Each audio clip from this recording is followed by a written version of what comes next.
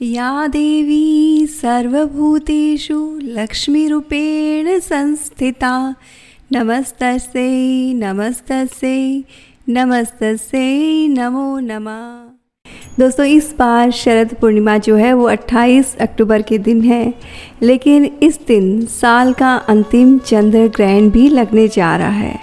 दोस्तों, शरद पूर्णिमा का दिन हमारे शास्त्रों में बहुत ही खास बताया गया है और ऐसा माना जाता है कि इस दिन चंद्रमा अपनी पूरी 16 कलाओं से परिपूर्ण होता है और चंद्रमा से इस दिन अमृत बरसता है। और इस दिन चंद्रमा की रोशनी में रखी जाने वाली खीर की जो परंपरा है वो सदियों से चली आ रही है। साथ ही दोस्तों, इस दिन एक और परंपरा है, वो है सुई पिरोने की परंपरा। और ऐसा माना जाता है कि जो व्यक्ति इस दिन चंद्रमा की रोशनी में सुई पिरोते हैं उनकी आँखों की रोशनी जो है वो बढ़ती है और वो बहुत लंबे समय तक अच्छा देख पाते हैं।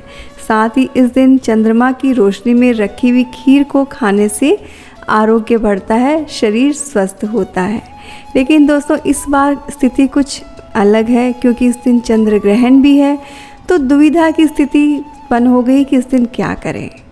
मान्यताओं के अनुसार तो शरद पूर्णिमा के दिन चंद्रमा बेहद शक्तिशाली होता है और पूर्णिमा के दिन खीर जरूर से रखनी चाहिए और खीर को खुले आसमान के नीचे रखना चाहिए ताकि उसमें औषधीय गुण जो है वो डेवलप हो सके।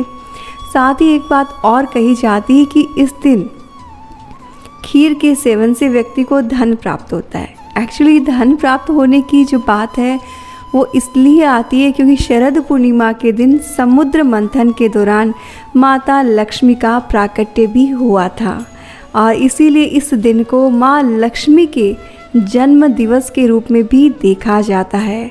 और दोस्तों, ऐसा माना जाता है कि शरद पूर्णिमा के दिन देवी लक्ष्मी धरती पर आती है और इसी दिन को इसीलिए कोजागरा के नाम से जाना जाता है। कोजागरा का मतलब होता है कि कौन जाग रहा है और इसीलिए जो व्यक्ति इस दिन रात्रि को जागरण करके माँ लक्ष्मी को प्रसन्न करते हैं और साथ ही इस दिन पूजा में सुपारी जो रखते हैं उनके घर में कभी भी धन और धान्य की कमी नहीं रहती है। तो ये दिन तो बहुत ख़ास है और इस दिन की पूजा में जो चंद्रमा की रोशनी में रखी हुई खीर है उसका भोग लगाया जाता है माँ लक्ष्मी को। लेकिन दुविधा ये है कि क्या करें और कैसे करें। तो इस दुविधा को समझने के लिए सबसे पहले तो हम सूतक और ग्रहण के समय को समझ लेते हैं, फिर ऑप्शन को समझ लेते हैं। और दोस्तों, अगर वीडियो की इन्फॉर्मेशन अच्छी लगे तो कमेंट में ज़रूर से लिखिएगा जय माँ लक्ष्मी। सूतक की बात करें तो चंद्र ग्रहण का जो सूतक है 28 अक्टूबर को शाम को 4:05 से शुरू होगा, जबकि ग्रहण जो है वो रात को 1:05 से शुरू होगा, जो कि मोक्ष को होगा रात को 2:23 पे, यानी कि लगभग 2:30 बजे ग्रहण समाप्त हो जाएगा। अब करना कैसे, खीर को कैसे रखें।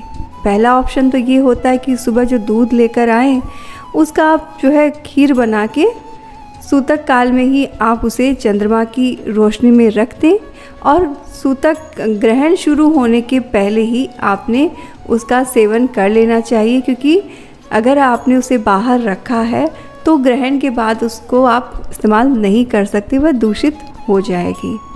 और दूसरा ऑप्शन ये हो सकता है कि आप सूतक शुरू होने के पहले खीर बना लें और खीर को तुलसी पत्ता डालकर फ्रिज में आप रख दें और रात को जब 2:30 बजे ग्रहण समाप्त हो जाए तब उस खीर को आपने चंद्रमा की रोशनी में रखे रहना है और सुबह तक उसे आप रखे रहने दीजिए और अगले दिन उसे आप प्रसाद के रूप में ग्रहण कीजिए। उससे आपको दोष भी नहीं लगेगा और पूरे शुद्ध समय में पूर्ण जो चंद्रमा की रोशनी है उसमें बहुत ही अच्छी तरीके से आप उस खीर को रख पाएंगे और दूसरे दिन आप उसे अच्छे से ग्रहण कर पाएंगे।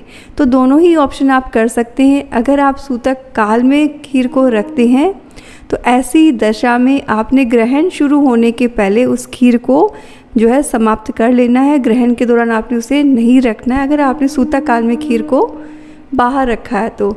लेकिन अगर आपने तुलसी पत्ता डालकर उसको आपने खीर को सूतक शुरू होने के पहले बनाकर फ्रिज में रख दिया है और ग्रहण समाप्त होने के बाद में ही आप उसे बाहर निकालते हैं तो वह दूषित नहीं होगी, आप उसका इस्तेमाल कर सकते हैं। तो इस तरह से आप शरद पूर्णिमा के दिन खीर ज़रूर से बनाएं और माँ लक्ष्मी की पूजा ज़रूर से करें, क्योंकि इस दिन की पूजा बहुत ही खास होती है। माँ लक्ष्मी का जन्मोत्सव है दोस्तों, इसलिए पूरे मन से आप पूजा करें। मेरी यही विश है कि आप सभी पर माँ लक्ष्मी की कृपा बनी रहे। जय माँ लक्ष्मी।